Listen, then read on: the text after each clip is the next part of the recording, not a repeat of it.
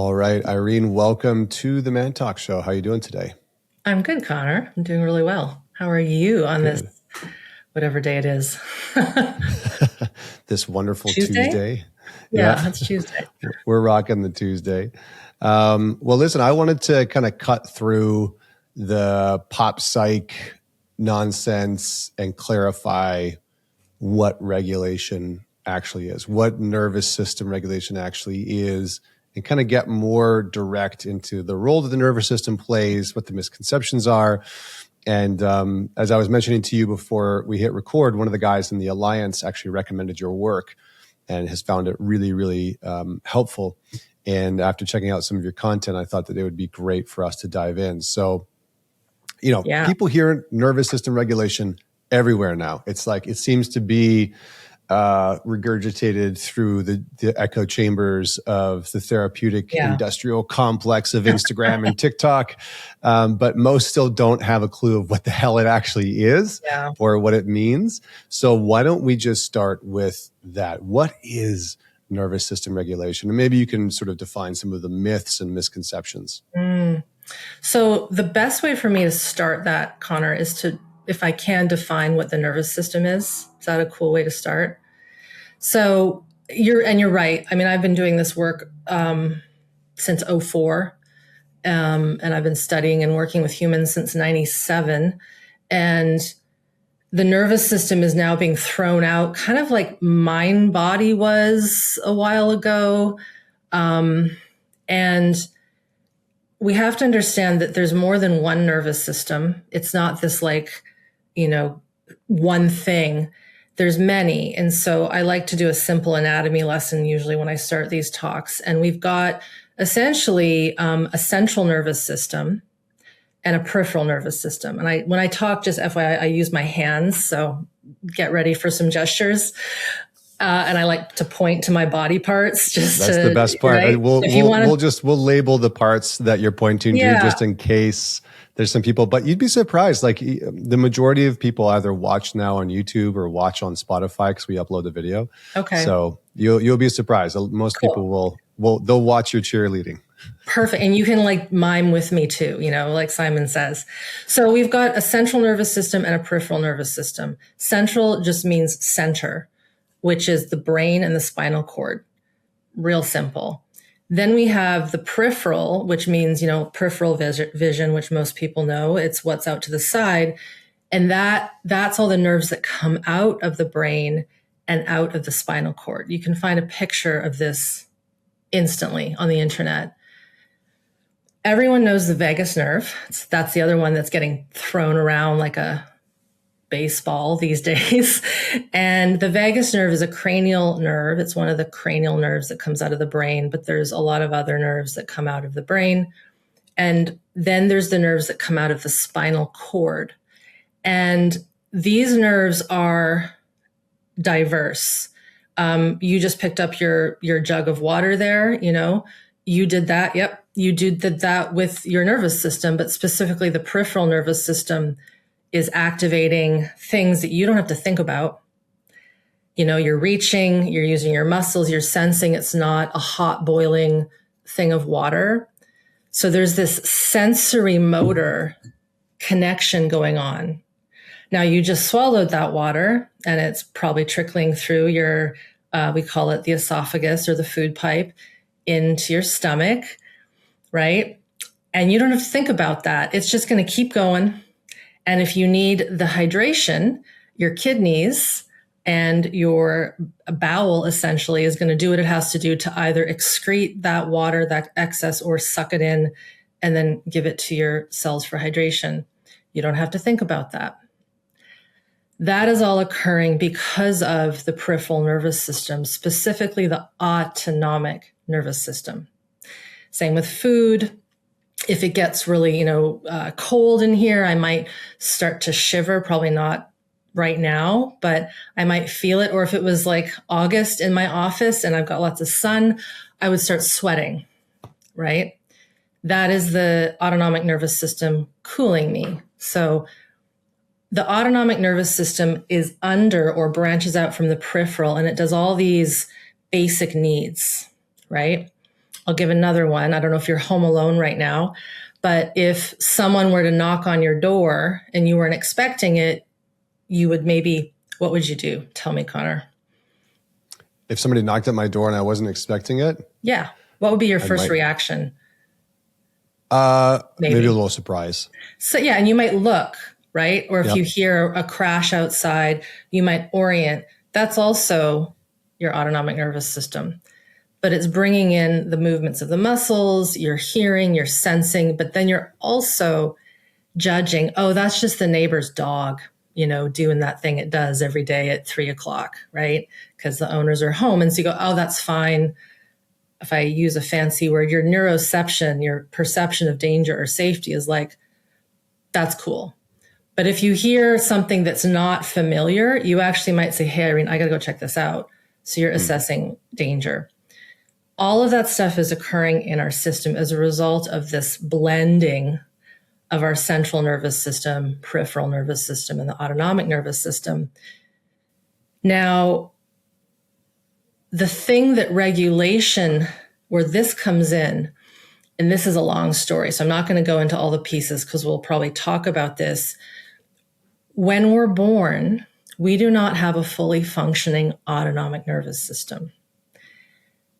I could say if you were preemie, not preemie, let's just say you have a full-term human, everything's healthy, they come out, some of their autonomic needs are set, right? So they can suckle, they can bring in mother's milk, they produce poop, as you know, as a father, they pee, so their kidneys are working, their digestion is working, but they're not all working, right? So a little infant, especially humans, super dependent and vulnerable.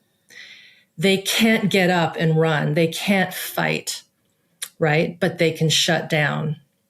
And so our regulation, I'm really shortening this and we can get into detail, but our regulation is governed by how we are essentially grown in mom, right? Was it full term? Was there stress in her life? What happens when we are coming out? So people are always talking about peri and prenatal trauma and birth trauma. So were there complications? Did baby go under distress?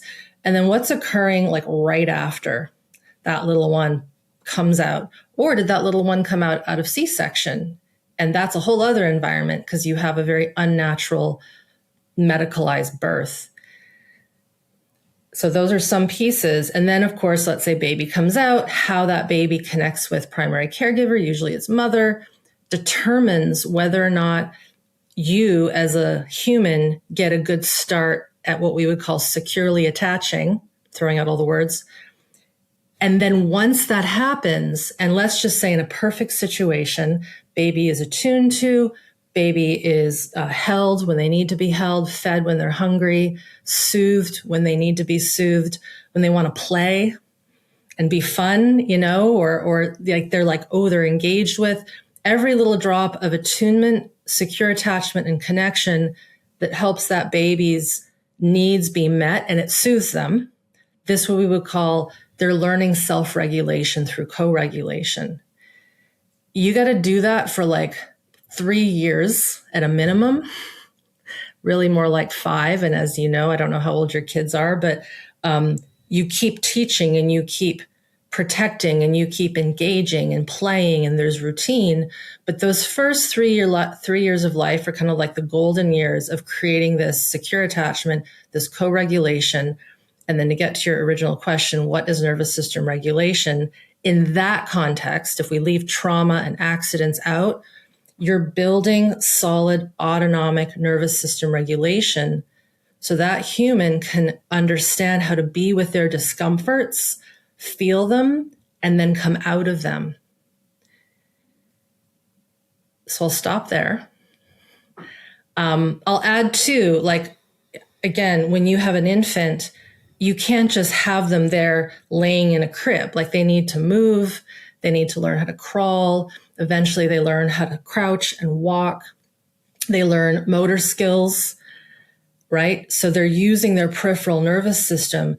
Infants that are neglected left in cribs. The classic studies come from orphanages, sort of post-World War II, I believe. I think it's Poland, right? From Poland. From Poland. Romania was another big one. And the work of Renee Spitz really looked into this. And a lot of those babies didn't make it because while they were given food and shelter, they weren't connected to, they weren't having that connection with another human. And that's what builds up the part of our nervous system. And I didn't go into the branches of the autonomic nervous system. We could do that if you want, but they're not getting that connection, that social engagement, which actually calms the heart and lets them know world's kind of cool. It's safe out here, right? I recently read something. I'm not sure how accurate this is, so don't totally quote me, but they studied babies that were in orphanages in that situation versus babies that were born into prison because their mothers were incarcerated. And the babies in prison were actually healthier because they were with their mothers all the time versus isolated. And so that's just an example of how that human connection is important. And of course, as you know, through your work and the work that your wife does, not everyone gets what they need when they're infants. So to go back to what is nervous system regulation, it starts with understanding how does it start? Is it done well? Is it done good enough? Or is there a ton of neglect and other factors? Because you can have really loving parents and real good security, but a baby can be born with a medical problem. They might need to go into surgeries. They might be born premature. And then that also disrupts their ability to grow their regulation from that early point. Yeah. Yeah. Yeah. I mean, I think the main piece that I just want to sort of circle back on and double click on is this ability to experience discomfort in the vessel of the body and to be with it and come out of it. Mm-hmm. And I think that that's such an important distinction. Because I think for many people, it's like, well, I'm going to be so regulated that I never experience discomfort. It's like, well, that's probably not going to happen. Sorry. I'm pretty sure like Gandhi and the Dalai Lama and whoever it is, like they still experience some discomfort internally. Mm-hmm. So it's not that we're trying to aim for never experiencing discomfort. It's that it's okay for us to have discomfort internally, but we have the capacity to come out of it. I think we'll probably touch on a whole bunch of different things.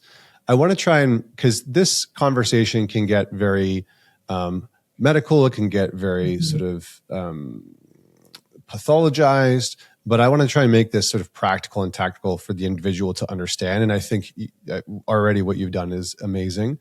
I think one of the things that people kind of get stuck on is that they believe that they're dysregulated because they're depressed or because they feel anxious. And so I'd like for you to maybe distinguish, or how do you distinguish between a symptom and the state of the nervous system underneath it? Because I think a lot of the times people are looking at the symptomology of like, oh, I feel this, I feel depressed, I feel anxious, and so that must mean that I'm dysregulated.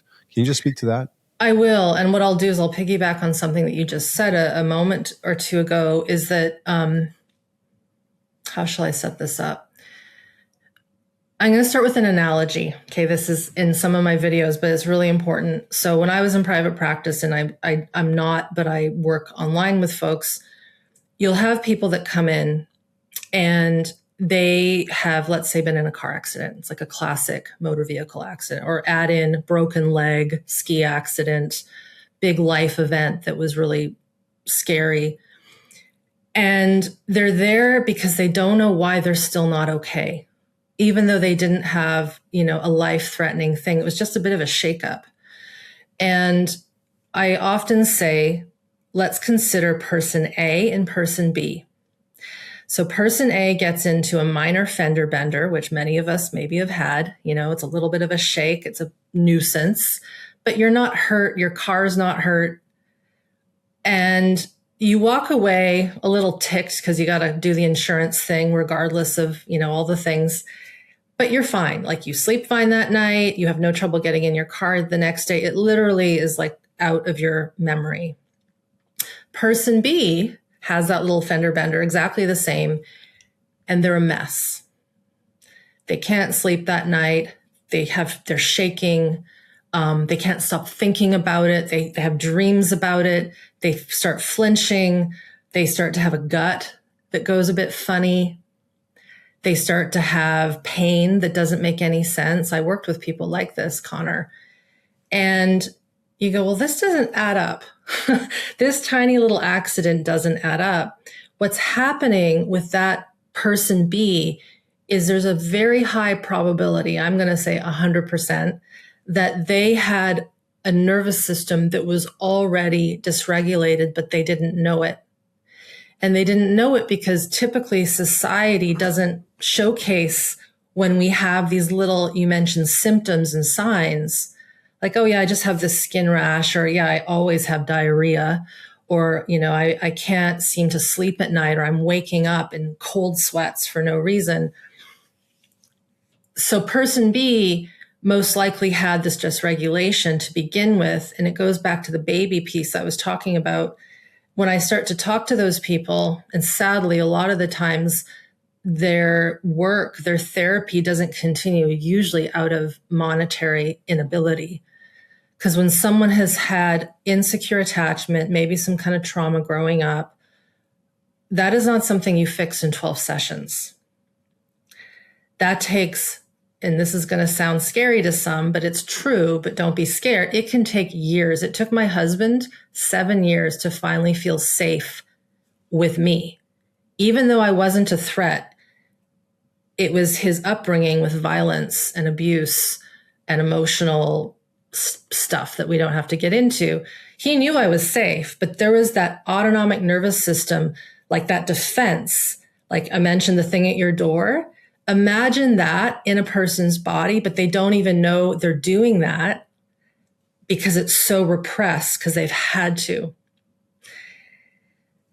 So person B, unwell, symptoms, pain, what's wrong with me?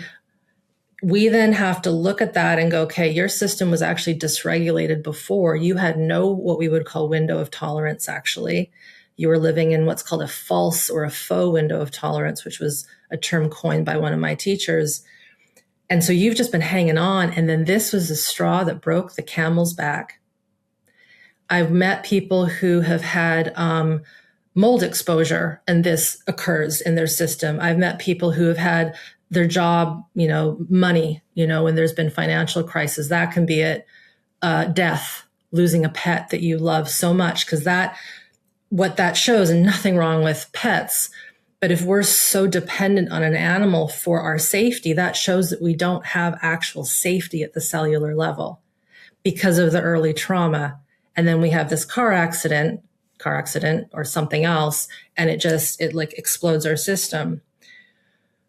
Whereas person A, they feel these things, but because they had that secure attachment from a good mom or a good dad, they know, oh, something's wrong. Your baby cries, something's wrong. You pick up, and it, like a baby doesn't just soothe typically right away. You have to give a little bit of care, and then it comes out of its activation cycle.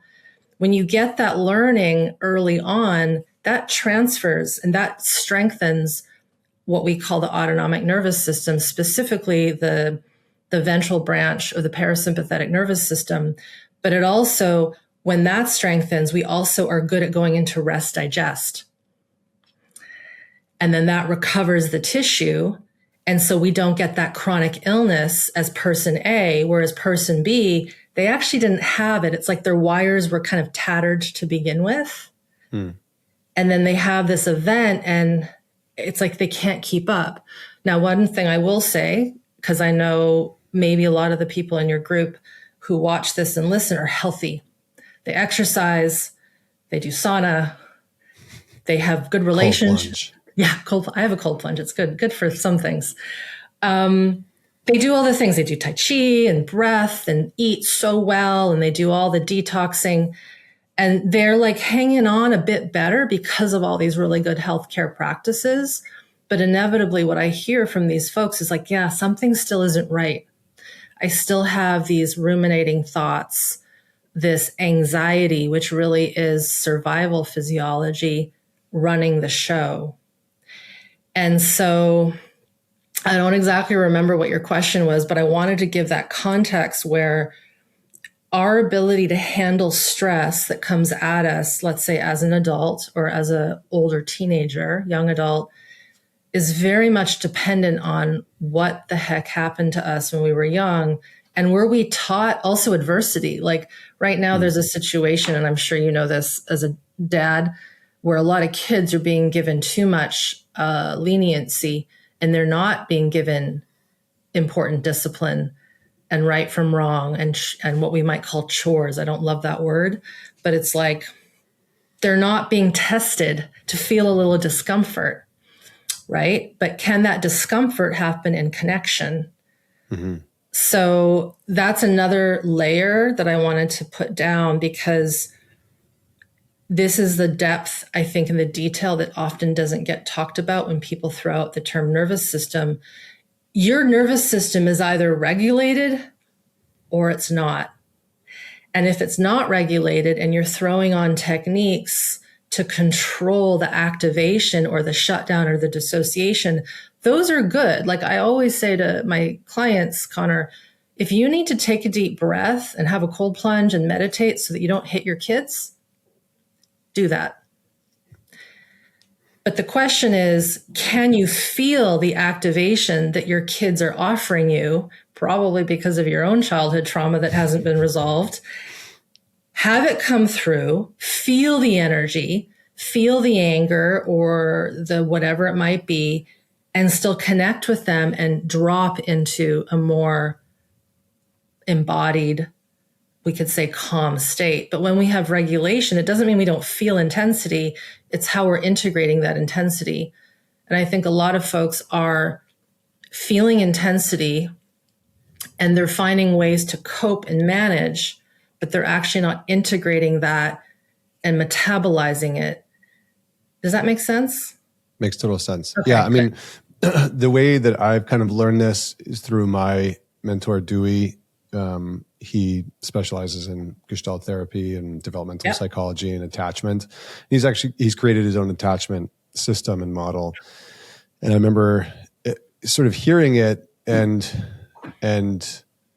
what I found fascinating is, again, from my understanding of this, that which creates a regulated nervous system creates secure attachment. Yes.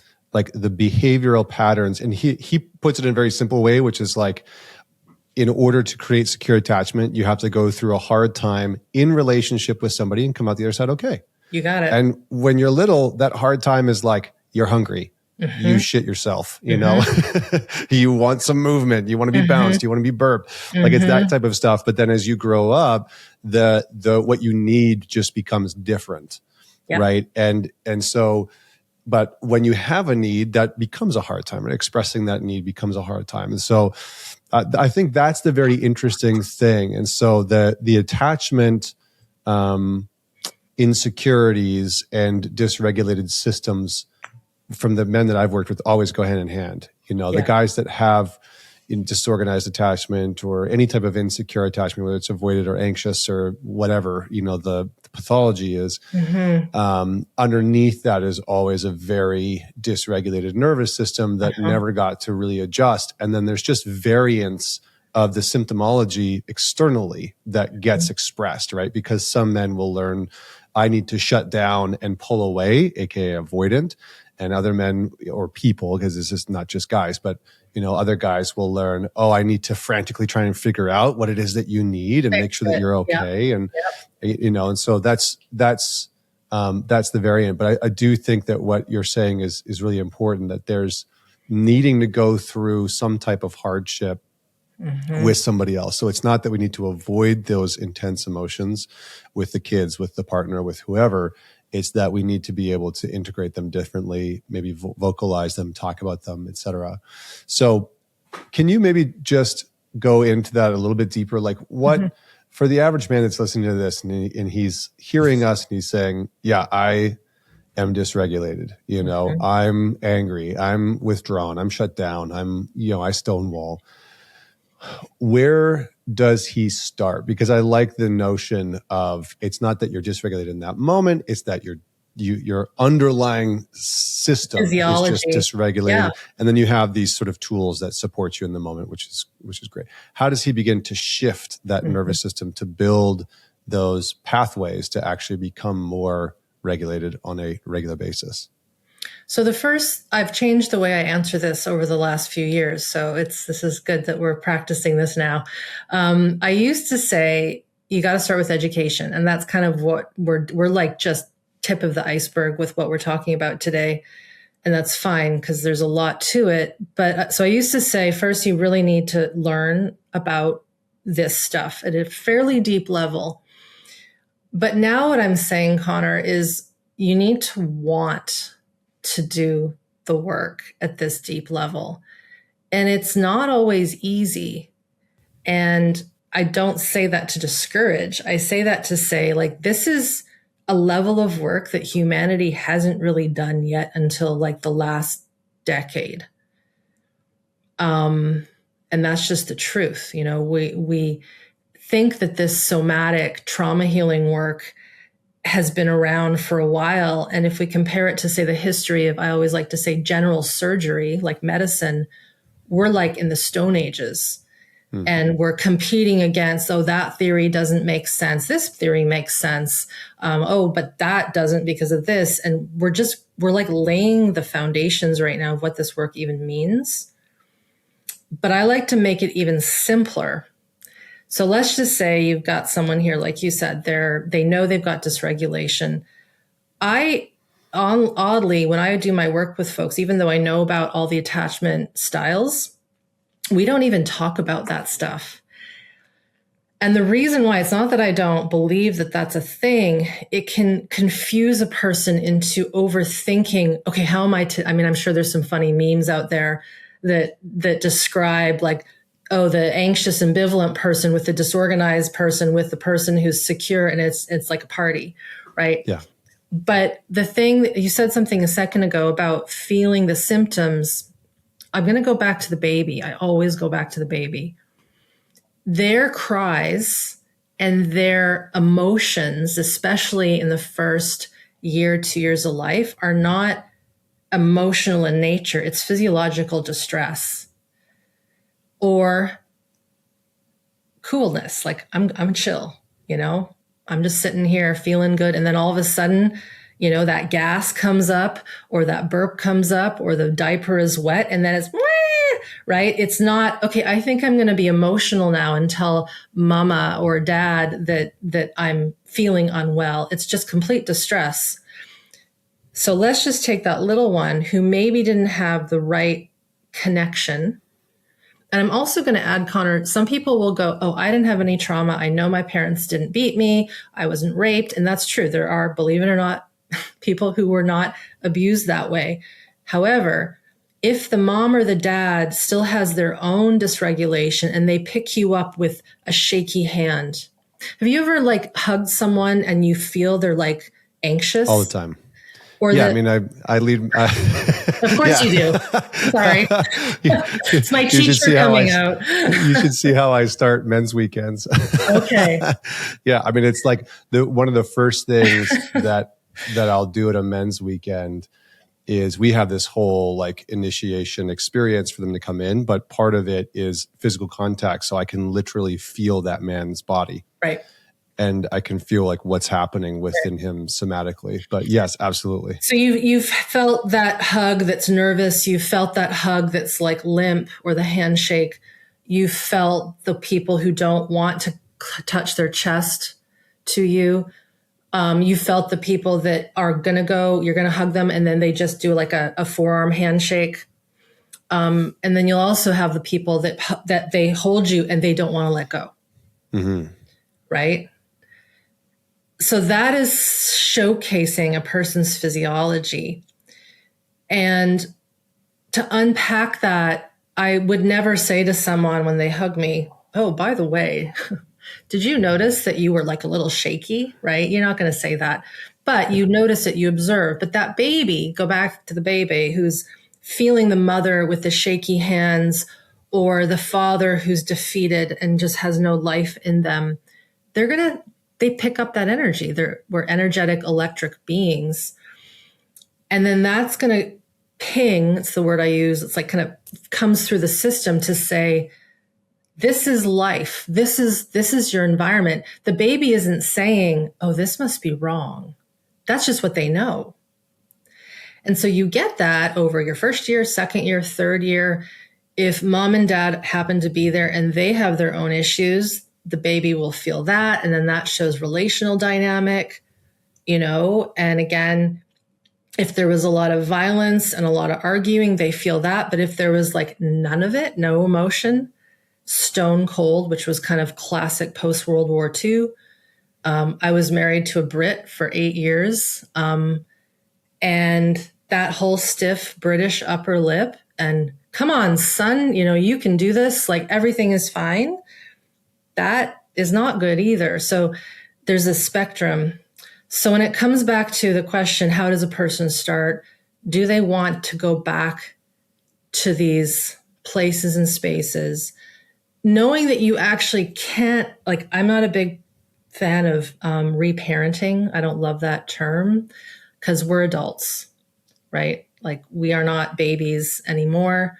So we have to navigate life, but we also are like, are we willing to feel the stored sensations? This goes back to good old Bessel in his book, The Body Keeps the Score, or Gabor Mate, When the Body Says No. Are we ready to go into our physiology? Because we have to work on our nervous system and start to pick apart these little tiny signals of distress, or maybe the big balls of distress from abuse that are clouding our judgment as an adult to not only make decisions and have good relationships, but to feel okay in our body when we're making food, when we're chilling out, when we're engaging in work. And so for me, that desire is super important. Education. And then there's like a whole avenue of how I teach and work with the methods that I've learned from. The biggest one would be growing what we call somatic capacity, tracking, being able to sense what's inside at a very detailed level, which I won't go into that detail now, but we can later if you want to. Detailed level, and working with the stress physiology in the way that I would if I was in private practice. So when a baby is under distress, their kidneys and their adrenal glands are on fire because they're wailing, they're crying. If we were left to cry ourselves to sleep, which so many of us were, the system does one of two things. It can collapse because it can't handle the abandonment. Nobody's here, no one's coming. Or a system can actually stay in an agitated, armored state as an infant and stay kind of, this is where we get colic. This is where we get the babies that are rigid, right? So you either have the rigidity and the armoring or the collapsed baby that's just always sleeping and doesn't bother the parents. So I share that because as adults, we need to go back to working with the stress. This is the key word, stress chemistry, that was imprinted from a very young age that we know really well. And so let's just say there's a human here, a guy listening to this, and they are the go-getter. They're the type A. We see this in the entrepreneurial world. We see this in the I can do anything and I'm going to show you how good I am at this. That would be the baby that had the armoring, right? And who's trying to make themselves basically safe through lots of connections and interactions. The other end of that spectrum, Connor, would be the collapse. And when we have more collapsed nervous system physiology, that's what tends to lead to chronic illness, autoimmune troubles, pain, brain fog. What often occurs is you have a little bit of both of those connecting. So that the type A go person goes and they're king of the world, but there's like the system is like the gas is just not getting refueled.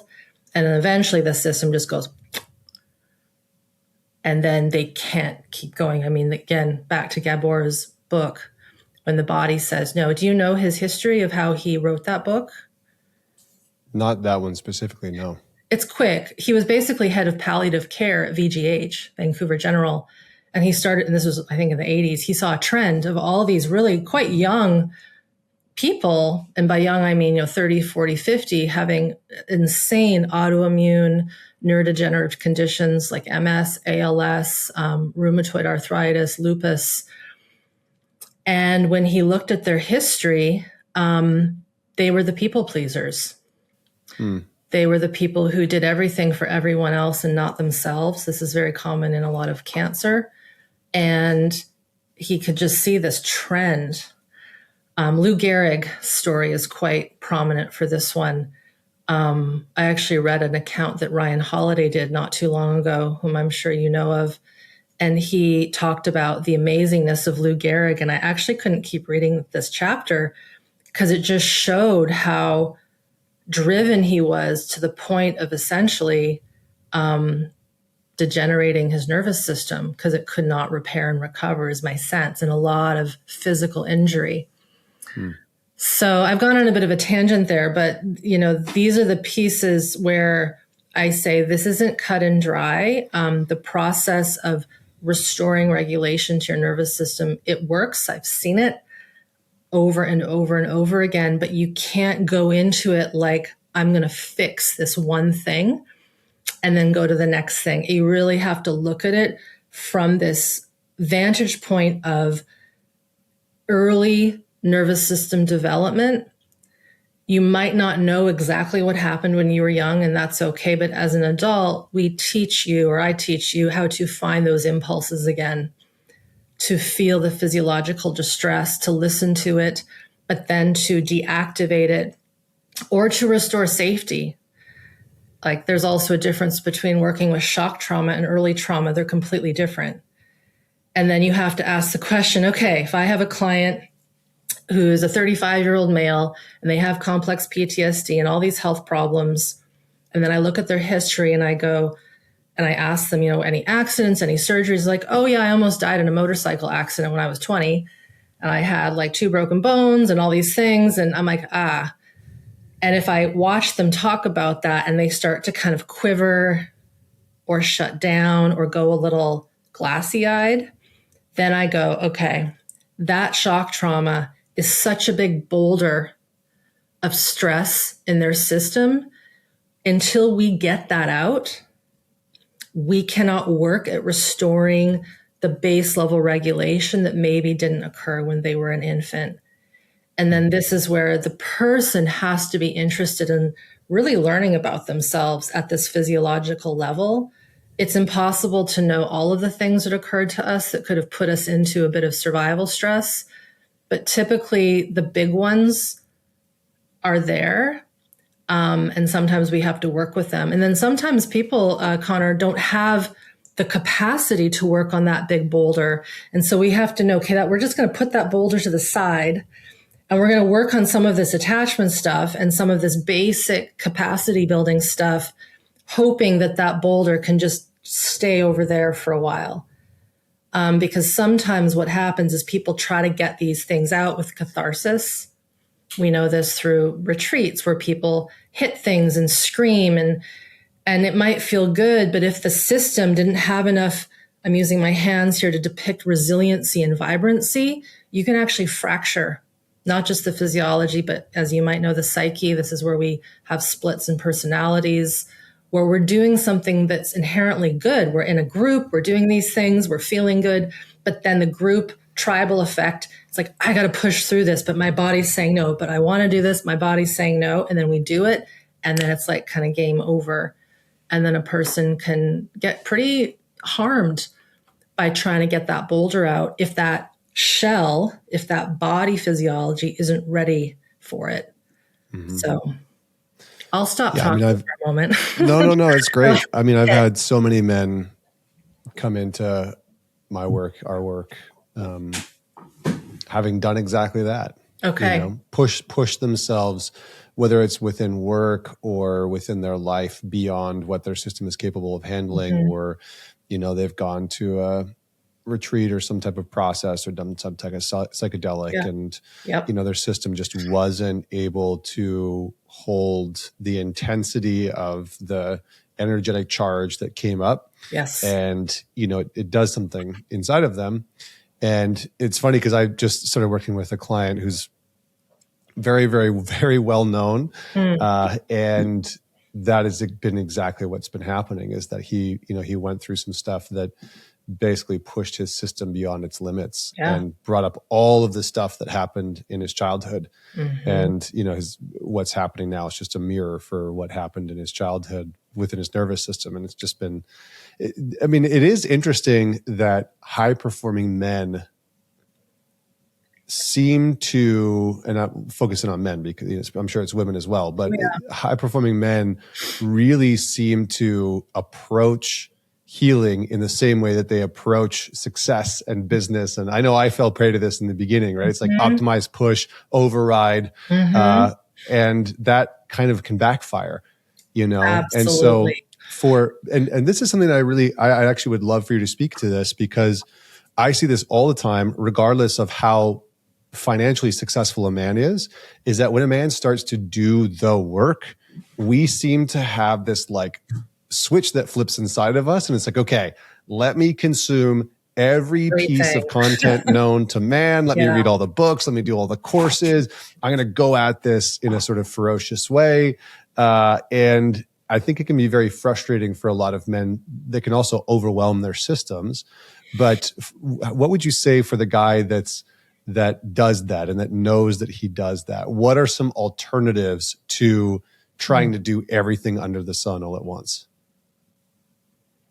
I'm thinking how I want to answer that question, because I was that person.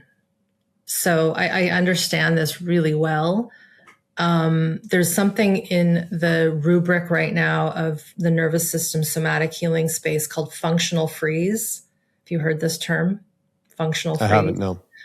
Oh, interesting. Okay.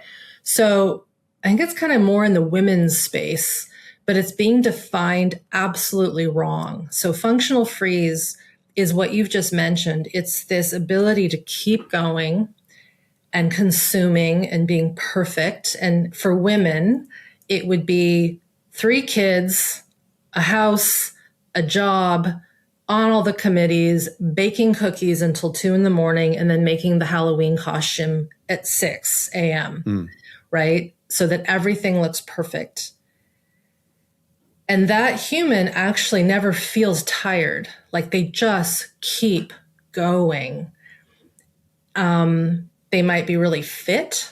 I was a ski racer and did all the things, mountaineering up in my younger years, and never felt fear, nothing. And guys are more typical, they're the ones that skydive and paraglide. I was paragliding with those guys and just like, I'm fine. I'm running off of this hill, no problem, right? That's functional freeze. But what occurs, Connor, is that eventually, unfortunately, this is the case, is they go and then it's just, there's this drop off, like into bad health problems, fatigue. I can't get out of bed. And they are trying. But they're trying to figure it out.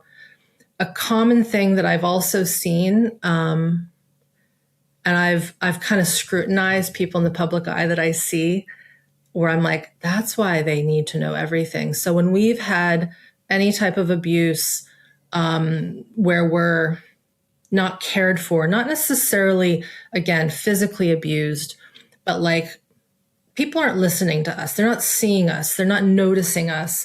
Our quirkiness is little. I mean, you've got kids, personality, like there's a soul there that's so probably different, right, between them. Would you agree? Mm-hmm. No, definitely. Yeah. To foster the development of that authentic human requires a level of skill that we're still figuring out as humans. They're not like animals in the wild where you have a litter of cubs and they're all kind of the same and you got to teach them the same thing. Humans are different. So back to the question, why do these men, and I'm going to say females too, acquire so much information? One way that we've seen is that they do it so that they are always ahead of the next person. So if I'm like a polymath and I know everything about psychology and medicine and engineering and social sciences, astrology, whatever, I'll always have something to say and I'll always be smarter than that other person. And it's like therapeutic status acquisition. It is. And there comes a point where you don't need all the information. You can go ask someone else, right? Tim Ferriss kind of comes to mind in his, need to have so much information, right? And I do know a little bit about his story because it's public now, the abuse that he went through. And so it's like, that's one of the reasons why I think that occurs. There's so much down here. I'm thinking of the movie Fight Club and that classic scene that Brad Pitt did with his shirt off, of course, looking all good, about how, we're angry, we're not doing what we're supposed to do, jobs that we hate, things that we don't want to be doing. It's such a classic scene.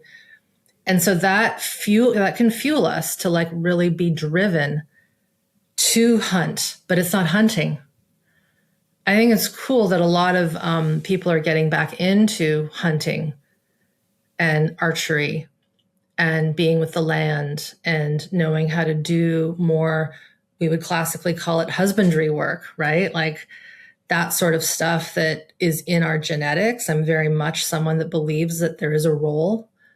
I might get in trouble for saying that in my female areas, but it's like, yeah, I have a husband, we have a great relationship, and there's certain things that he's better at and there's certain things that I'm better at. And then we come together and we connect and we discuss.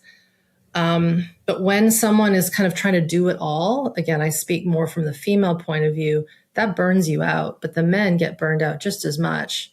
I don't know if that answered your question. Mm-hmm.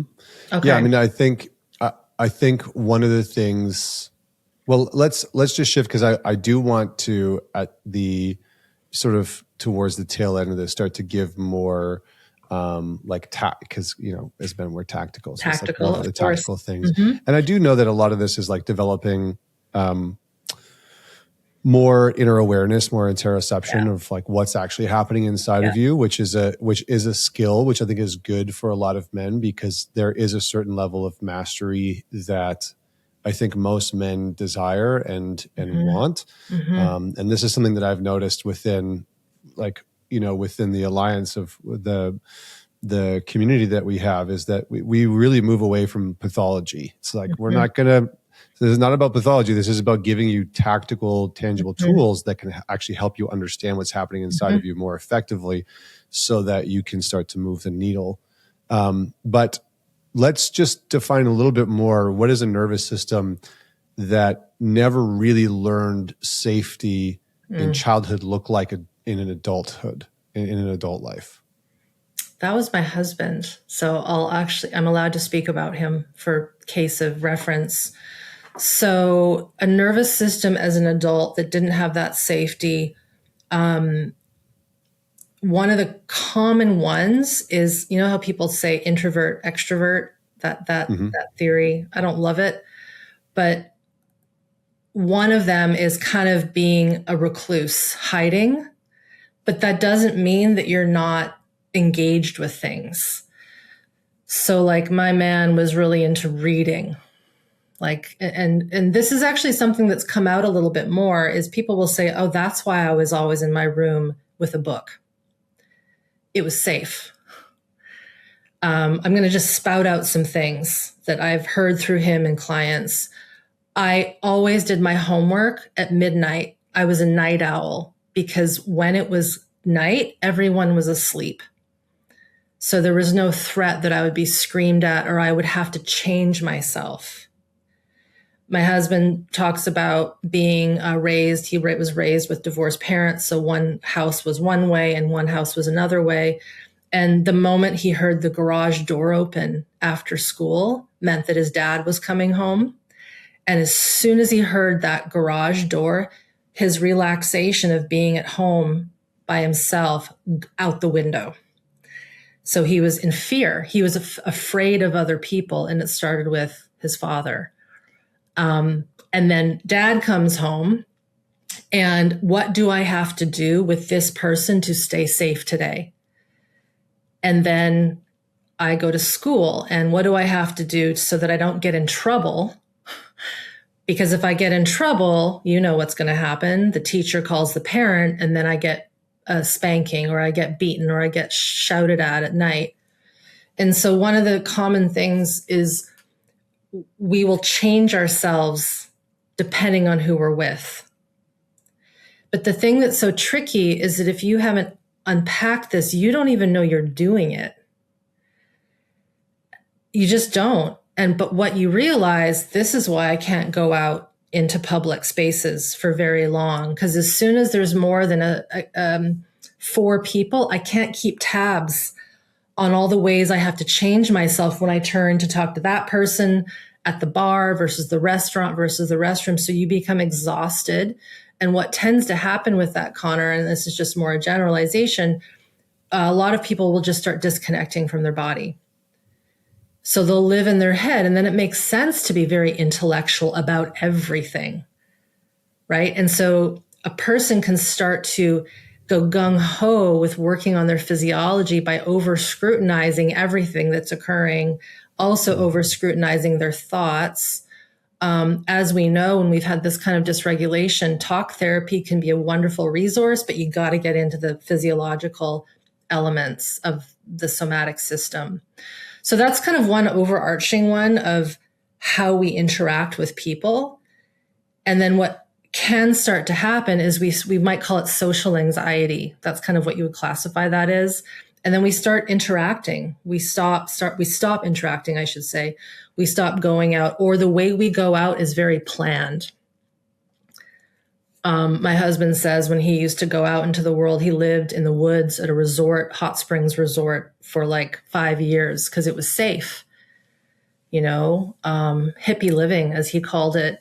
And it, and it really was an amazing spot that he lived at. It was called Brighton Bush Hot Springs, which is outside of Portland. And it was like as idyllic as you could get. Raging river, you could be naked in the hot springs, organic food, it was no grid, no internet. But he'd have to go into Salem to get groceries every now and again. And he had to plan it. I have to have this in my car. I got to smoke the joint. I got to have this music set list to keep me calm. And then as soon as he started to feel his physiology get more scared, that's when he knew he'd have to come home. So that's just one of the common traits we see. Addiction is a whole other element, whether it's substance abuse. I find that cannabis is highly overused, at least here where I live in good old BC. But I think BC Bud is world famous. It sure is. I grew up with BC Bud is world famous. Yep.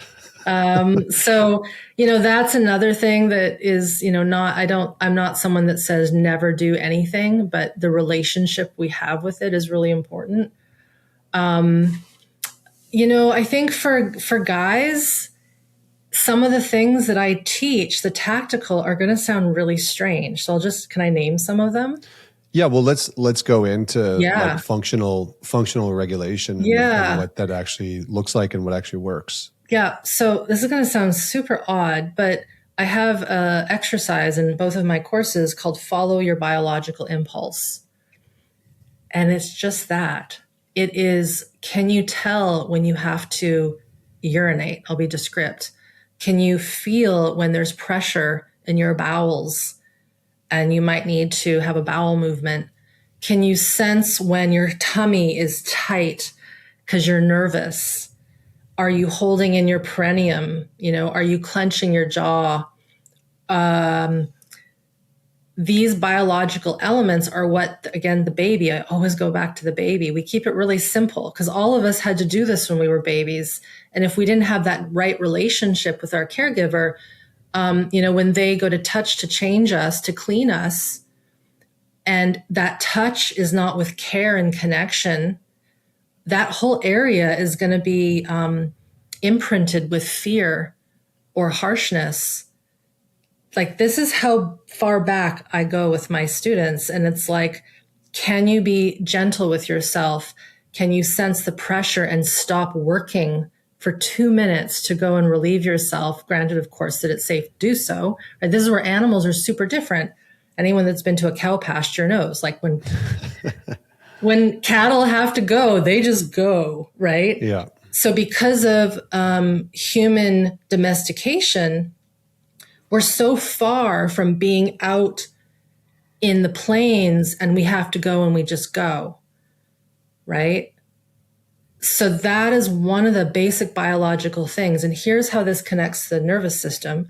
Because when you're holding that in, when you're holding pressure, tension, holding in gas, women are a bit worse with this. I think guys are okay with passing gas typically. Unless you're around a new girlfriend. Then, totally. Then it's heinous because we're having to restrict. I know. And that's not what we're used to. I know. No. So I applaud the men that have fun with that. But what happens is when that is not moving, if you think about that autonomic nervous system I was talking about, those nerves, specifically the vagus nerve that I talked about, goes to the gut, goes to the lungs, goes to the heart, the throat, some of the areas of the face and ear. When we're repressing, suppressing, or ignoring the need to do these things, it's actually sending this sort of signal to the nervous system saying something's wrong. Over time, over decades, it's like compound interest, right? It adds up. And so then the question is, how many times when you feel the need to have a little cry, is that being held? How many times when you feel like you need to go, is that being held? Feeling sensations in the body. This is really timely, so I'm going to mention this. I don't know if you follow the Olympics. Well, a little bit. Okay. I don't follow it intensely, but there was a recent situation where a top-level athlete was airlifted off of the downhill course, the female skier, Lindsey Vonn. Yeah.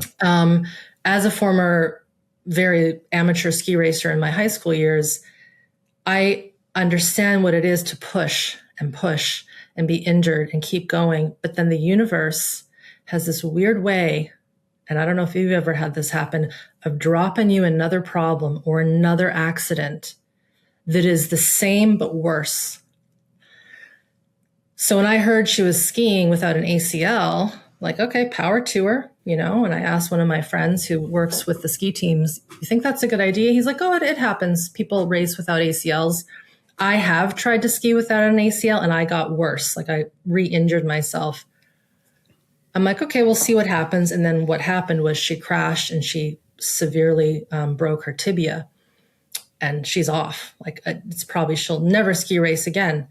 If you watch the press conference, if you find the press conference after her first race, before the race that she had with the torn ACL, you can see the repression of her tears.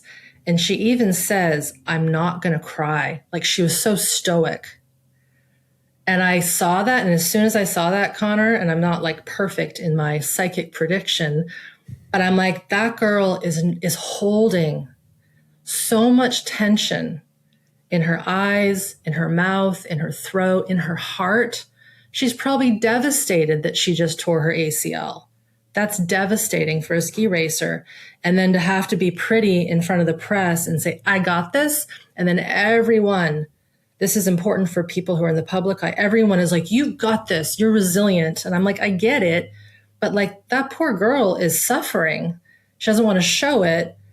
And then look what happened, right? And the amount of times I've worked with people, Connor, where they've had an accident or something occur and they're like, just one more. I'll just do one more run, one more this, one more that, and then smack. So this following impulse, that's all in service of, if you feel that cry, If you've ever held back tears and you let your throat burns, it's really tough, right? That's a lot of suppression. That baby isn't going to suppress when they're feeling distress, but they'll start to stop the expression of that distress when they realize nobody is coming. And so this is like what I'm going to say is the linchpin. So if you know you were that kid that couldn't be authentic when you were little, and again, it doesn't have to be due to abuse, but you couldn't be yourself because of the repression, post-World War II, whatever it is in your family system, you have to, as an adult, realize how important it is to listen to that interoceptive quality. Because if you can't do that, it is going to be very hard to know how to be aggressive in a healthy way, how to parent your kids and give them healthy shame. That's a whole other topic, right? How to talk to your partner and express boundaries because you're terrified of what they might do because you're asking for something that's maybe whatever it is. And so this is where the relational comes in, the physiological, and then essentially being like, I got to feel this stuff, but I have to feel it in a way that is, the fancy word is titrated. Because like you said, if we try to get catharsis and get all the emotions out, like, I'll just go to this retreat and I'll do the bro way of doing it and get it all out in one weekend, then I don't have to look at this again. Right? And it's like the system doesn't work like that. It's like you couldn't take your infant who's six months old and say, we're going to teach this infant everything they need to know about self-soothing this week. It wouldn't work that way.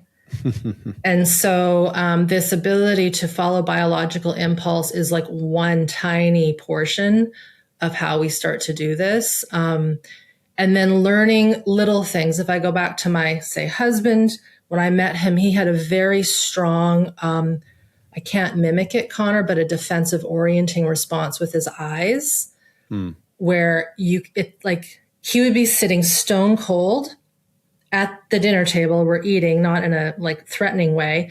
And I catch his eyes darting. And it's like he's looking for his dad. Because his dad would always scream at him and hit him at the kitchen table. It was unconscious. And what I had to do is I had to say to him, and we have a very open relationship with this, you just did that thing. And he's like, he would always do it when we were at restaurants when we first started seeing each other. And he would stare. He would stare at people because he thought that they were going to come over and like hurt him. And so I had to not be frustrated with that, be like, hey, Seth, you're staring at that couple. Like what? And he like, oh, and he wasn't even aware. So behavior, that's a behavior aspect, that quick darting of the eyes, completely unconscious. But these are the things that you as a human start to, oh, I just did that thing. But before that thing, I got a little tight. One more thing I'll say about that, because some people do have symptoms, right? I know you said that we don't want to pathologize, but I'll use a couple examples because I think it's important. A lot of people have migraine headaches. This is a thing that happens, tension headaches. In the work that I've studied, namely somatic experiencing with Peter Levine, we work with those symptoms by feeling what's happening before the symptom hits. So this is true for people that have seizures. This is true for people who have migraines, even autoimmune flares. When you get really good at sensing the interoception and you get better at monitoring yourself, you can actually pick up, it's called the prodromal, the pre-prodromal. It means before the symptom. But we want to find before the symptom. And if you can start to sense that, and this is where it actually can become almost like a bit of a game, bit of a tactic. If you can, when I tighten my perineum, that's what happens before I stop breathing. And then the breathing restriction is what creates the migraine. But if we just focus on, let's just breathe deep, this is where the breathwork thing, it's okay, but it's not going to get to that initial root physiological element that's completely unconscious, that's making the breath stop. And then that restricts oxygen and all the things, the diaphragm shut down, and then all of the brain structures are like, and then that's where we get fascial tension, and then we get the migraine. So this is kind of my selling point as to why it is important to feel and get really good with our interoceptive capacities. But then we also, Connor, don't want to scrutinize them to the point where then we're hypochondriacs around what we're feeling. Right. Because that can swing the other way as well. Yeah. Excuse me. That's okay. I'm getting over my son's cold. Oh. He's almost 5. You know, they're wonderful, beautiful little germ bags. Mm-hmm. And my daughter is a 1.5 years old. But yeah, I mean, it's interesting because when my degree was in music and I was a singer. Oh, okay. And it was really interesting because pretty much my entire time singing from like 18 to 28, 29. And I was fortunate enough to like sing professionally overseas and like China and Europe and stuff like that. But all of that time singing was spent developing a more robust awareness of what was happening inside of my body. Because a huge part of singing, especially opera, is I had a teacher describe it to me once. He said it's basically controlled yelling and controlled, sustained yelling. And so you're literally trying to yell as loud as you possibly can, but you're trying to control it and sustain it.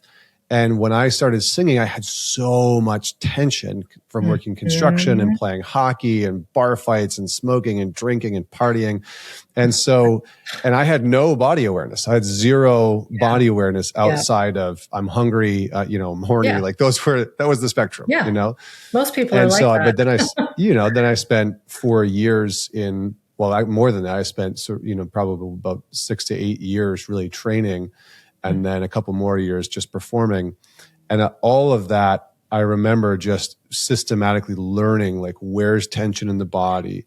And so part of when I started to work in psychology and, get training around developmental work and the nervous system, all these pieces, I was like, oh, I've kind of been doing this for a long time, And so, but it is, it really is a rigorous practice. And I think for men, what might be helpful, which I think you were pointing to a couple of things there. One is where are the tension points in the body, and starting to become very aware of what are the tension points, whether they're in the jaw or in the perineum or in the in the abdomen. There are certain places in the diaphragm. I know a lot of men hold in there, and the shoulders, stuff like that, And then the second is being able to identify, I call it charge and intensity, like where's the charge in the body, the sort of electrical charge in the body, and what's the intensity of that. And then being able to be with that, expand your tolerance for it, and then be able to sit with it to a point where it can actually begin to dissipate somewhat. And that might require you to share that with somebody or, breathe a little bit more, et cetera, et cetera. But, all of that I think is extremely helpful, but it is, to your point, it is a sort of a commitment in practice to developing a deeper awareness of what's happening inside. I think, if I'm not mistaken, though, that in part, like this is what the Stoics were actually talking about, is that Stoicism is not a negation or a neglect of what's happening inside of you. It's a very, very, very deep, robust understanding of what's taking place, and then responding despite what might be happening, or responding instead of reacting from that tightness, that tension, that intensity. I kind of want to close off so that people have an understanding of this, but I'd love for you to maybe define a little bit of like, what does real progress actually look like in nervous system work? Right. And might it get worse before it gets better? I'm sure you want me to go there. Yeah. I'm going to hold that thought because I want to go back to what you mentioned about the Stoics, but also the feeling, sensing the activation and letting it dissipate. I agree. I think that there's a need to have a disciplined behavior around this nervous system stuff, because it's not something, as I said, that you can figure out in a couple months or even a couple of years. I'll be very honest. So discipline is important.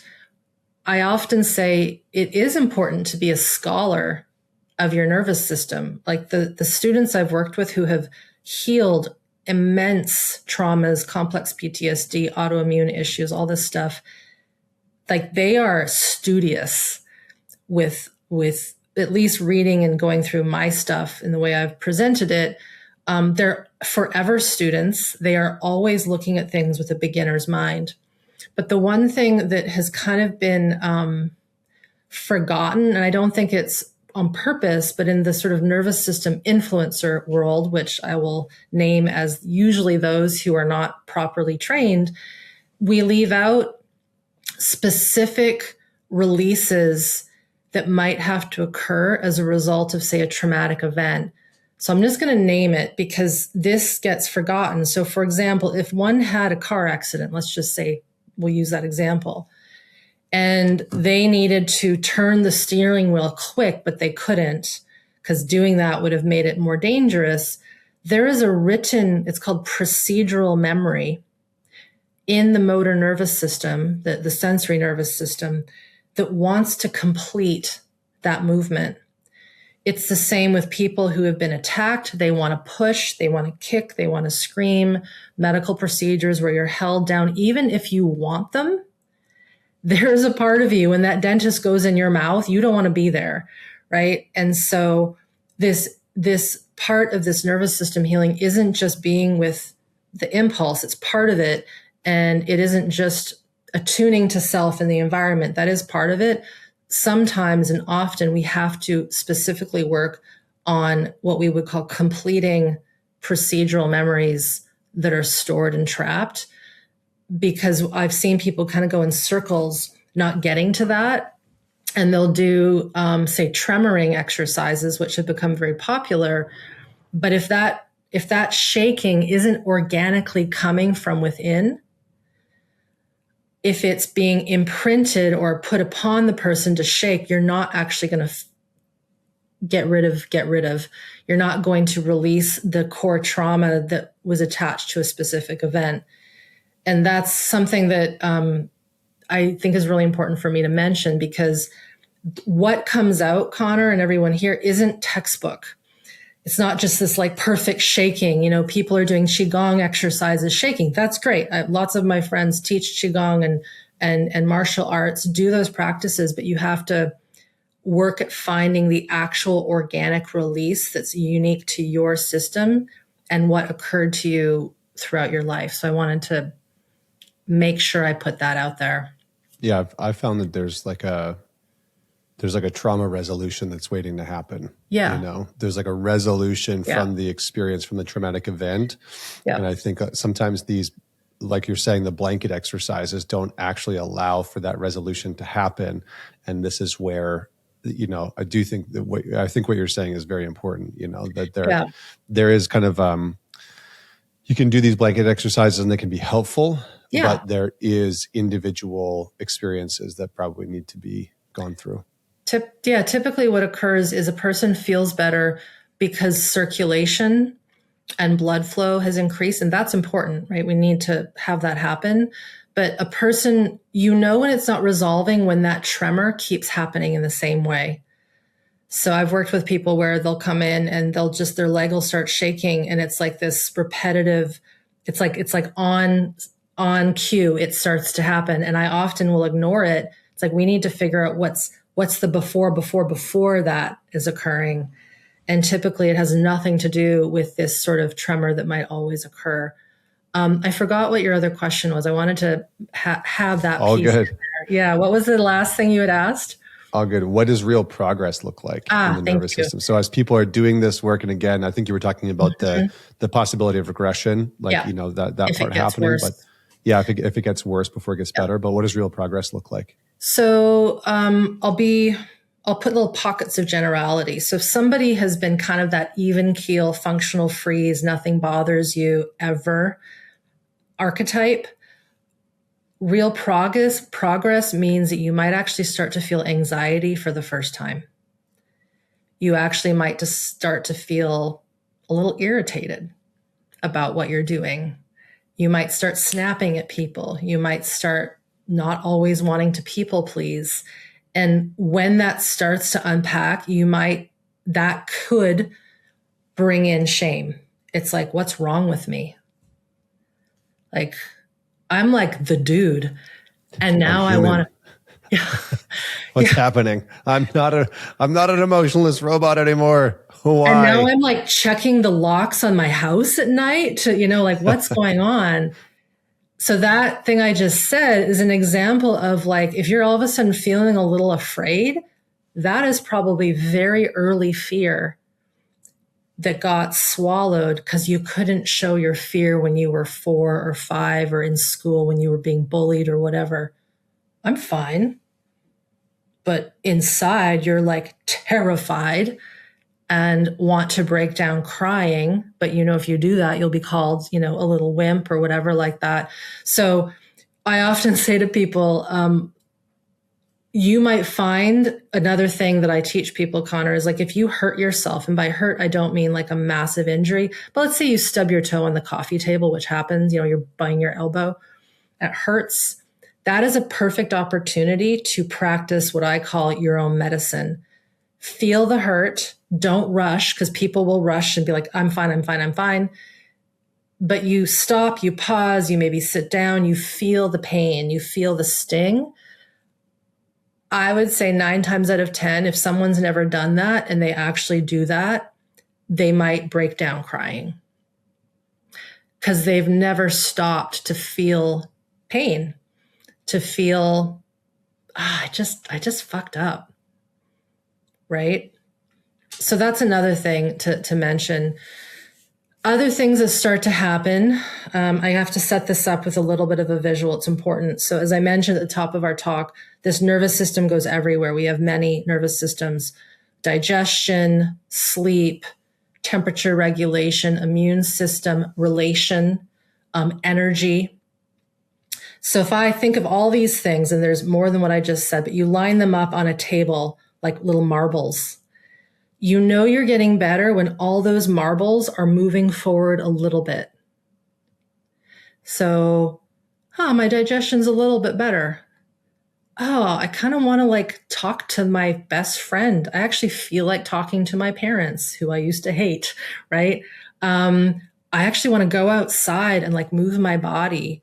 Wow, I'm actually feeling tired at 10 o'clock and I'm actually going to go to sleep as opposed to push and watch another show and override that fatigue. Wow, I really don't want that junk food that I always had. I'm craving like some meat and rice or whatever, right? So if you think of all these little signs of dysregulation lined up on a table as marbles, progress occurs when, in my opinion and from experience, when all those kind of move forward a little bit. What I've seen in working with people who just, I'm like, my gut's off, I'm just going to focus on my nutrition. But we know a lot of gut troubles are a result of dysregulation at that autonomic level. So they'll fix their diet, which maybe they had to do, and everything improves for 6 months. But then it goes back. And all the other things aren't moving forward. And so progress to me is when the whole system is inching forward little bits by little bits. The difficulty with that, though, Connor, is you don't see this big result. But it's like your 5-year-old and your 1.5-year-old. You're not going to see your 1.5-year-old, if that's her age, all of a sudden like cook a 3-course meal in the next year. Like she's learning how to hold a cup and all these things, and it's going really slowly. But when we actually work at our system in this slower, more titrated way, what occurs is that sends signal to that autonomic nervous system, but also to all the elements of our spine, our bone structure, because as you change that, the body changes, the posture changes. how we see the world changes. And so it's like this, they say it takes 7 years for the human body to fully have a new human body, but the organs actually change over a lot faster because of the way that tissue is. So that's my way of saying the progress happens, I think, in these little small inches forward. What often gets worse, so I mentioned the anxiety we might feel. Sleep can get disrupted. If we were that person who slept like dead to the world, nothing bothered us, we might feel when we go to sleep, our heart is a little more racy because we're actually sensing the underlying unsafety in our system. Our digestion, if we've been stuck in a more collapsed, let's say parasympathetic state, like very deep shutdown, and we start to get more sympathetic fight flight on, we actually might find that we get more constipated because our system is revving and feeling that stored fight flight energy that's coming up. People who've had a lot of accidents, I fall into this camp where you've had injuries and surgeries and whiplashes and concussions, and you've frozen that all in time. As you start to gain more regulation, you might start to feel pain that you've never felt before. This is where the fascia comes in, and then that's where you might need to complement that work with some tissue work. This is where hydrotherapy is beautiful, because then you can heat up the body, get some cold, get the circulation going. The immune system, I mean, you just said you had a cold, but people who have been stuck often in a functional freeze will say this: I never get sick, ever. Right? There's two ends, like the never get sick and I'm always sick. If you get sick, that's fine. It's how can you recover out of it? But what I've found is when people come out of their deep functional freeze, they're more susceptible because they're more sensitive. And then they're feeling things like, wow, I actually feel what it's like to have a fever. Whereas before, you would just push through it and ignore the symptoms, or you'd take Benadryl or something to just keep going. So those are sprinkles of the elements that can happen. One more thing I'll say, because the mental part I haven't talked about much. If we've been really good at compartmentalizing, when we start to get into this dysregulation, we might start to have really weird thoughts. And this is where I think, and I can't verify this, but in working with people, this is where someone might say, why do I just want to go on a killing spree? Not literally, but I just want to take this knife. I've heard people why do I want to take this knife and chop off my hand? This doesn't make any sense. Why, when I'm driving down this road, I'm I just want to go off that cliff. This doesn't make sense. But that is the underlying make no sense survival energy that maybe wanted to die when we were infants hooked up to life-saving devices. That might be the anger, rage, kill instinct of wanting to get that knife and harm our abuser, but we couldn't because we were 8.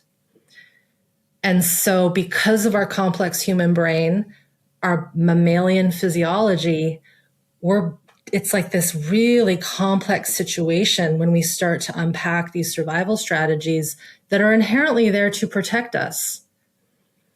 And because we're humans, we just don't have our hands and our mouth and our legs.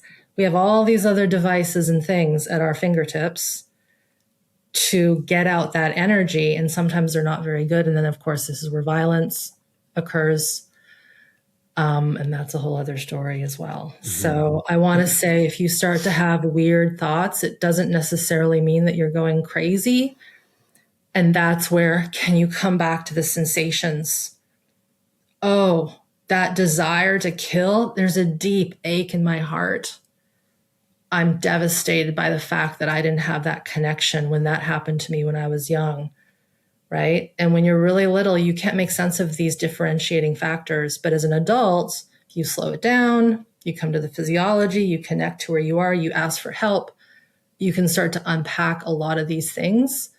at that neurobiological level. But we also have to be like, yep, we're also human. And our brains are so complex. I've also seen and heard a lot of men talk about when they start to unthaw, like when they start to thaw, and there's a big connection to the body. Sometimes it's the violence that you're talking about, but the other part that I've seen is just the like escape. Like I want to burn everything down. Or like, why do I want to run away from absolutely everything? How come I want to shut down the business and disappear in, Central Asia? Like what is happening? So that's another one. But well, listen, thank you so much for your time. This has been wonderful. Welcome. And, there's so much more that we could have gone into. But maybe just give people insight into where they can find you and your work if they want to check you out a little bit further. It's just my name, just IreneLyon.com, no S with the lion, and like the town in France. Everything is there. I'm on, all the socials. YouTube's been around for over 15 years. There are hundreds of videos there. I would say don't get overwhelmed. You can definitely binge a lot of them. And then, of course, I've got online programs that I created. When I saw in private practice that it wasn't enough for someone to see me once a week for 5 years, because I was in that kind of practice, and it didn't feel empowering to those I was working with that they had to rely on coming and seeing me once a week. I still think that private work is really important. My husband does that. I have many colleagues that do. But my bulk of work now is teaching people how to relearn how to be in their systems at a very deep strategy-based way, because we're working with not just emotion and sensation, but the body, the movement, the anger, the toxic shame, and really the physiology. Like that's my focus, is we must work on the survival physiology, because when that is driving the show, everything is sort of tethered to that, as well as, our brain. Our brain, as one of my teachers said, is an end organ. It's still being impacted by the nervous system physiology. So that's where all my stuff is. And I'm starting to also train practitioners now. So that's a new endeavor and venture, which has been rewarding and very challenging and very good. So that's my next 10 years or so, I think. Awesome. Well, we'll have the links for all that in the show notes. As always, don't forget to man it forward. Share the episode with somebody that you think would enjoy it. Maybe a significant other, maybe a friend, to have some conversations about what stood out to you and what lessons you got. And as always, until next week, Connor Beaton signing off. We'll see you next time.